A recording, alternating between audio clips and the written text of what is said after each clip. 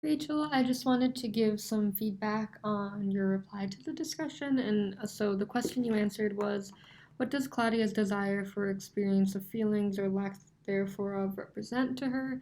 So you brought up a few points that I thought, were awesome, like the lack of her father's presence, her mother's tone, and overall, um, response to her, I guess, and the lack of the African American connection in the home that the parents aren't providing for her. So, I do think that I didn't even consider it really that the father's presence could make her probably feel, different because if you look back in the story, what is her name? Um, Rosemary. She's, sitting down with her father eating, bread and butter, and she basically tells her you can't come in.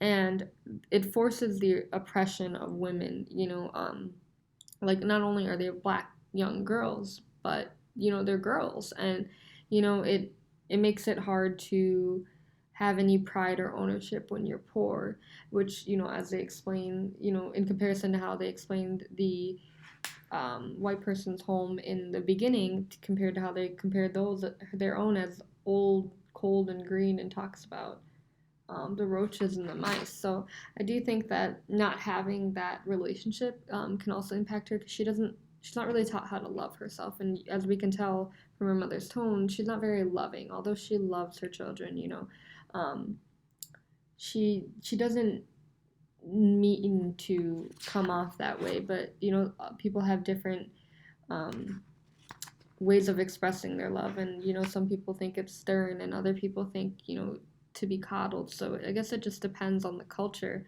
and especially with the presence of Shirley Temple in this story. So not only like it's not to you know attack Shirley Temple or what she stands for, more so it's to say um, the absence of an African American young girl who is celebrated and publicized. And, people are naturally built to, relate to something, to belong to something. So for that to not have any place in the household, to not celebrate your own, ethnicity and your own race and, your own likes and dislikes, and you have to see yourself in other things to enjoy them. And I think that one thing she said that really kind of made me sad is that on Christmas Day, she said, I did not want to have anything to own or to possess any object. And, she said, I don't want to be a mother. I don't want to take care of this doll. Like, coddling that is not what I want to do with my time. She said, I wanted rather to feel something on Christmas Day.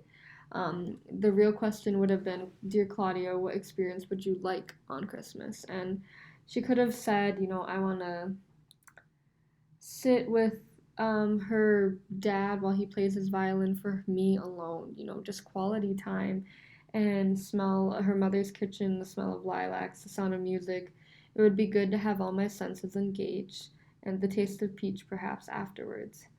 Um, and instead, she talks about there's no time to play or soak or, enjoy anything because, it wasn't allowed. So I think that you made some really good points and you even offered me a different point of view. So yeah, thanks for that.